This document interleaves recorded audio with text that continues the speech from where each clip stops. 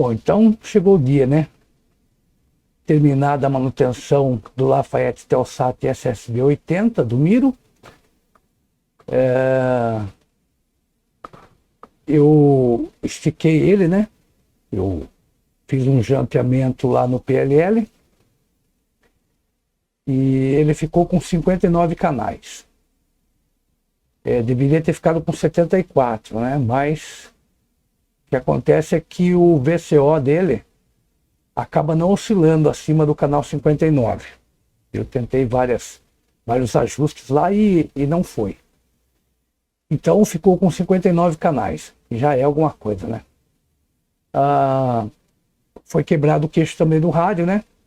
Para quem não sabe, o quebra-queixo é deixar a sintonia do rádio tanto em TX quanto em RX. Normalmente os rádios têm essa sintonia apenas no RX, né? Então foi unificada a sintonia. Eu vou mostrar no esquema para vocês ali como é que foi feito, porque eu acabei não gravando, né? E o alinhamento do rádio, o rádio ficou com algo em torno de 4 a 5 watts. E em todas as frequências. Em algumas dá um pouco menos e outras dá mais. Por quê? Porque o filtro de passabanda ele é estreito, né, desse rádio. Então, eu faço o ajuste na metade da frequência, né? Fiz no canal 28, acho, é 28? Isso. Não, no canal 29. Porque no canal 29 ajustei o rádio ali, então ele é o melhor rendimento está no canal 29, para baixo ele perde um pouco e para cima ele perde um pouco, tanto em TX quanto em RX. Essa é a maneira que eu fiz aqui. O que mais tem para falar sobre o rádio? Na verdade, tá um gringo falando lá no canal 45.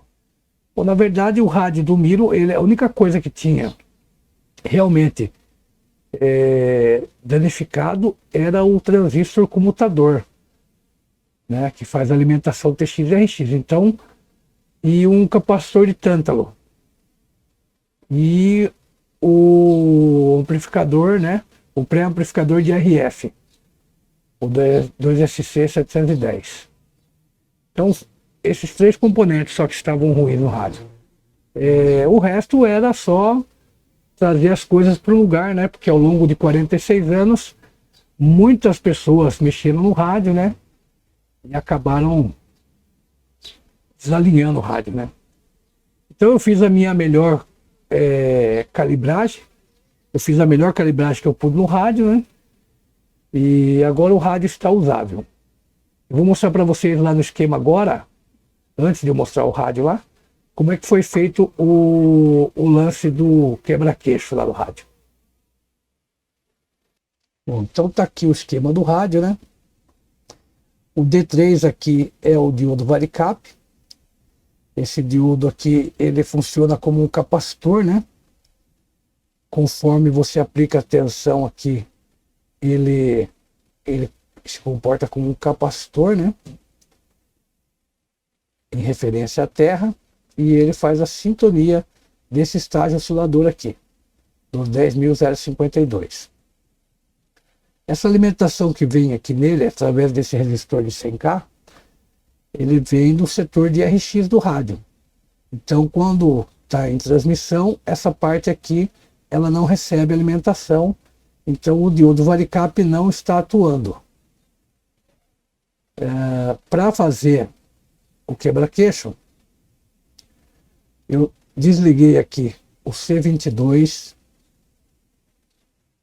do resto do circuito, isolando assim o varicap e ele.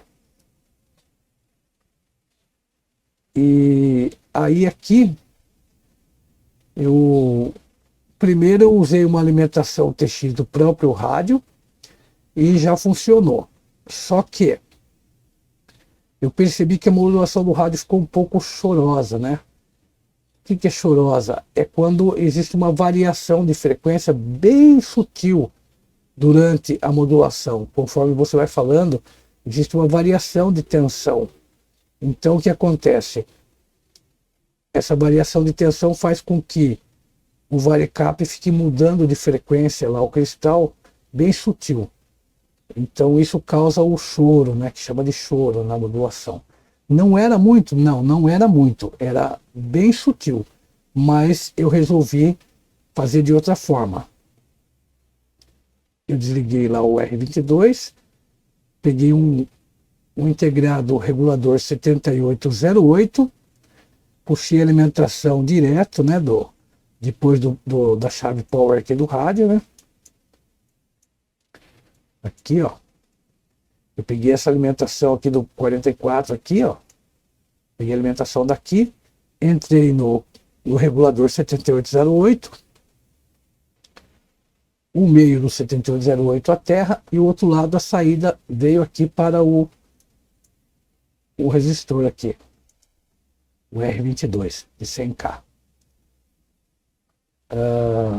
Eu mantive o 100K. Algumas pessoas colocam 10K, 1K. Na verdade, isso não faz diferença. A corrente que circula aqui é muito, muito baixa, então não tem necessidade de pôr um resistor mais baixo aqui. Então, um outro detalhe interessante é que o terra do 7808, inicialmente eu pensei em fixar ele na lateral do rádio, na parte metálica, já fazendo terra, né? Não precisaria ligar um fio. Também não deu certo, porque nesses rádios, na maioria dos rádios, o chassi ele é separado do terra da placa e ele não pode ser unido. Depois eu vou mostrar no rádio lá o que acontece se você unir esses dois terras. Então, quando eu usei o terra do chassi, também deu problema.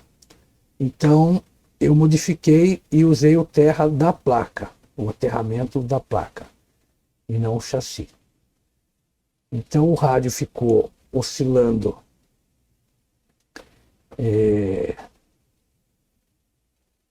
não me lembro agora. Eu vou mostrar depois ali no receptor SDR qual é o range de sintonia que deu no rádio. Outra coisa, as pessoas às vezes querem aumentar o range aqui, né? Querem deixar com 10 kHz, 15. Já vi até rádio com 20 kHz. Qual é o benefício disso? Bom, o benefício disso você pode mudar, por exemplo, os canais, quando é 10 kHz ou 15, você pode mudar para os canais que dão nos dígitos de telecomando, que a maioria das pessoas já deve conhecer, né? Dentro da faixa de 11 metros foi determinado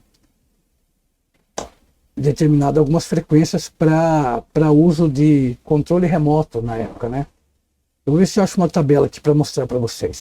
Bom, aqui a gente tem uma tabela aqui, ó, e a gente pode observar do canal 2, canal 3, ó. Do canal 3 ao canal 4 existe uma diferença de mais de 10 kHz. Tá vendo? Esse canal aqui é chamado de telecomando, ele está no meio do canal 3 e do 4. Entre o canal 7 e o canal 8 também tem, tá vendo? Entre o canal 11 e o 12 também tem. Entre o 11 e o 12 também tem. E aí, entre o 15 também tem, ó, entre o 15 e o 16 também tem, ó lá, um canal de telecomando. Entre o 16, entre o 19 e o 20 também tem. São canais de telecomando. Esses canais, eles, no chaveamento ali, né, na chave de leitura de canais, esses canais não aparecem. Então, quando você faz um quebra-queixo de 10 kHz, você consegue descer até esses canais, né? Embora seja ilegal, algumas pessoas usam esses canais, né, para conversar. Bom, vamos lá. E aí, Então, quando você quebra o queixo do rádio, você com 10 kHz você consegue descer aqui. Mas para falar em SSB, né, você precisaria de mais de 10, precisaria de 12 ou 15 para poder fazer a sintonia, né? Então, esse é o lado bom de aumentar o queixo. Agora, o lado ruim. O lado ruim é que a sintonia fica muito difícil de ser alcançada com perfeição, porque você só encosta e ele já muda muito, vai para muito longe a sintonia. Então, essa é a parte ruim de você ter a sintonia muito larga no voice lock ou fine tune, ou como queiram chamar aí, a sintonia do rádio. O que é o ideal? O ideal eu acho que é aquilo que é possível fazer, né? Então, eu acho que para um rádio poder ser bem utilizado, a sintonia não deve ser muito longa, porque isso pode atrapalhar a boa sintonia do outro colega. E aí você vai também sair fora. Se você ouvir a pessoa um pouco grave, a sua voz vai ficar igual a do Pato Donald para ele. Se você ouvir ele como Pato Donald, a sua voz vai ser igual a do Darth Vader, né? Lá no Guerra das Estrelas, lá, né? Então, é importante poder fazer uma boa sintonia do outro colega, né? E como que seria possível aumentar esse range, caso alguém queira fazê-lo? Existem vários tipos de diodo varicap. Você pode testar outros diodos aqui que podem ter uma capacitância maior. Aqui tem alguns exemplos, né, de diodo varicap, né, BB119, BB204 e assim por assim vai, né? Cada um deles tem uma característica diferente e pode ser aplicado lá no circuito para realizar uma gama maior de sintonia. Então é isso aí. Bom, então agora eu vou filmar com o celular para a gente ver como é que está o rádio lá, né? Então, vamos ver aqui o range, né, de frequência do voice lock. Vamos lá, o rádio está no canal 1. Eu vou mostrar aqui primeiro a potência do canal 1. Aproximadamente 5 watts, né? No canal 1. Agora eu vou mostrar o range. Todo para a minha... Aqui é o meio-dia. Todo para a minha esquerda. E para a minha direita. Aqui. Esse é o range que deu. Esse é o range de sintonia. 4K e meio, 5K aqui para cima, né? Aqui, ó. 4K e meio. E quase 1K e meio para baixo.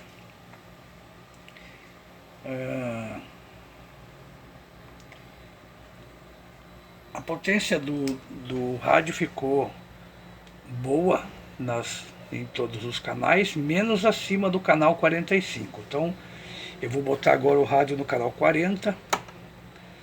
Tá no canal 40. Transmissão. Ver se consigo focar aqui, que esse celular é meio preguiçoso. Aí, ó. Quase 7 watts. Agora eu vou mudar a chavinha aqui e vou para o dígito 15, que é onde está o canal 45. Vamos lá, canal 45. Tá, quase 7 watts. Ó, vou para o canal 46. Canal 47. Canal 48. Canal 49, 50. Canal 50. Já baixou, tá vendo?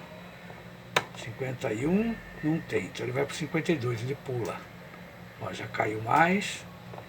E o último, que é o dígito 27, canal 59. Ó, ele cai bem, viu? Ó, Deu 2,5 watts só. E não adianta, ele não dá mais potência nessa frequência. O, o filtro de passa-banda de TX desse rádio, ele corta, já começa o corte dele acentuado acima do canal 50. Então ele acentua bem o corte. Então essa é a potência, o range de frequência, como vocês viram aí, né? Como é que ficou no rádio. Vou voltar aqui a chave para o canal 40, para o canal 1, né? Aqui tá, ó, como é que fica o espectro em transmissão, ó. Não tem sujeira, não tem nada. Bem limpinho, muito bem ajustado o rádio, né? Então é isso daí.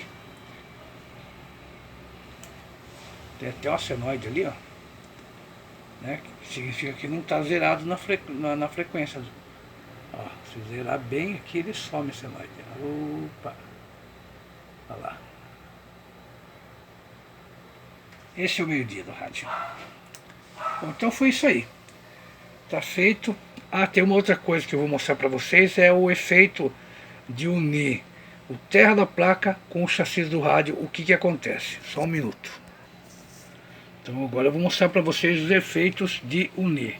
Aqui vocês observem aqui, ó, que esse dissipador aqui dos transistores de potência, ele é isolado aqui, ó, ele tem um papelão aqui, ó, que isola ele. E deste lado ele tem isoladores nesses parafusos que prende ele aqui. E eu tirei os parafusos porque os parafusos que estavam aqui, eles não são originais daqui. Eles são de cabeça muito grande, né? Aqui vai aqueles parafusos de cabeça rasa, que é chato, reto, né? Então esse dissipador ele é separado do chassi. Por quê? Porque ele está ligado ao terra da placa aqui, né? Ele é ligado ao terra da placa. Então eu vou falar aqui, ó.